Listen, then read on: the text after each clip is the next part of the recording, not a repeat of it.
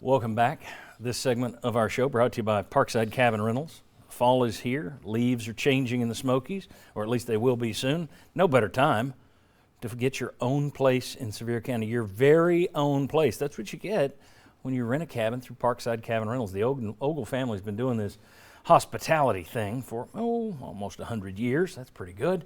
They know what they're doing, and they have more floor plans, more layouts than you can ever imagine all over the Smokies. If you want to be far away from Gatlinburg, they got it. If you want to be right next to Gatlinburg, they got it. And when you do go to Gatlinburg, you'll get free parking when you rent from Parkside Cabin Rentals. ParksideCabinRentals.com to learn more. All right, welcome back in. A couple of VFLs. We got Sterling Henton right here. We got Daniel Hood right here. Sterling, I'm going to start with you. This segment's called Progress Report, and we can take it two different ways, and we will today.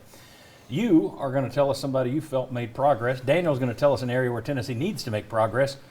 Who were you impressed by yesterday and why? Well, it's amazing. I'm always around here with these defensive linemen, and they tell me what I should be doing and what they doing, how they go. And so I'm mostly focused on the quarterback and the offense and the receivers. But yesterday it was a defensive lineman that stood out incredibly yesterday. Mr. Tyler Barron.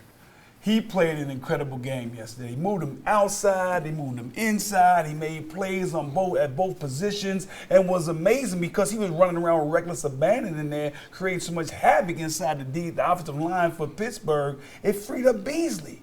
It freed up Banks to make a few plays. So his actual effort that he displayed yesterday reminded me of how great he was in high school, and I had the opportunity to watch the young men in high school. Tyler Barron played an exceptional game yesterday for our volunteer football team, and I'm glad he did it on such a big stage against Pittsburgh.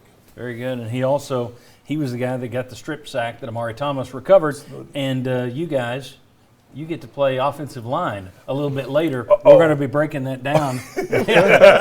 Daniel's licking his chops. All right. Daniel Hood, everybody's talking about the punt situation. They almost had one blocked against Ball State. Almost had two blocked in the first half yesterday. Wound up getting one blocked. Now, the guy came completely untouched. So you got some people saying, well, he was unblocked. This is your punter. He's slow. He's not moving quick enough. You got other people saying, no. He was never supposed to be unblocked. This is all punt protection. Which is it, or is it a little bit of all? When I was looking at it, the main thing I saw was just a lack of trust in the technique by the punter. When you're operating the spread punt, you have to get that punt off in 1.7 seconds. And it's the same thing I talked about last week. The average person can't run 10 yards in 1.7 seconds or less. And so when you're set back at 15 yards, you've got a two-step punt that you're doing when people are coming back. So you got his right leg back. But when you're catching the football, you have to catch it moving forward. If you catch it going back, that's going to take extra time. So you got a slower snap. It's a 0.8 is what it was in the Pitt game. You have a punter sitting back. That's going to increase your punt op time by 0.3 seconds.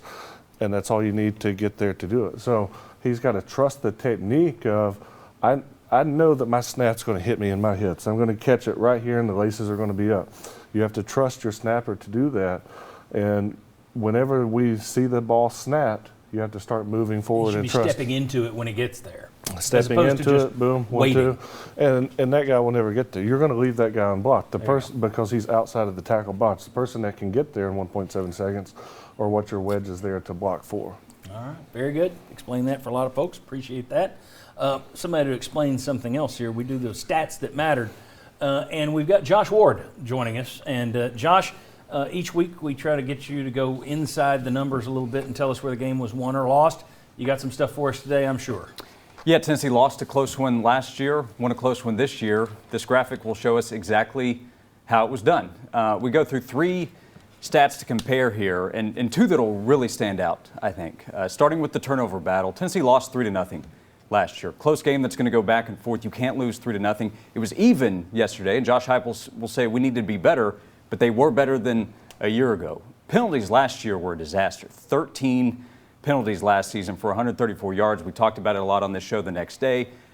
Heupel's still going to say not as good as it needs to be, but good enough, I would say, on the road against a quality team. And then third down conversions. Tennessee was actually a little worse offensively, but look at how much worse Pitt was compared to a year ago. They converted 40% of the time last year, 22% yesterday. So the two that would stand out to me would be two takeaways. Both ended up being points for Tennessee. The first, the Trayvon Flowers interception in the back of the end zone that took away points that Pitt would have had.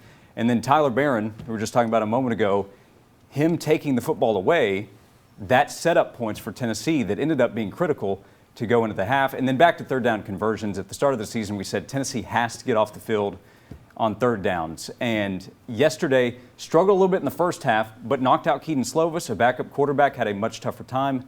That was Tennessee and the pass rush up front affecting what Pittsburgh was able to do offensively, and that ended up winning the game for Tennessee. Very good, Josh. I know you pointed out earlier this year that going into road games last year, Tennessee gave up 59% on third down conversions last year. So to drop that to 22% yesterday, that is a massive step in the right direction. I think Tennessee would take that number all day, every day, if they could match that 22% all year. All right, when we come back, let's talk about that defense again. And the question is, how big were those strides? Are we now to the point where we say, okay, time to stop worrying about the defense? Or do we say, it was one game against a backup quarterback. Where are we on the defense and the steps that they've made this week? Come on back on the Sports Source.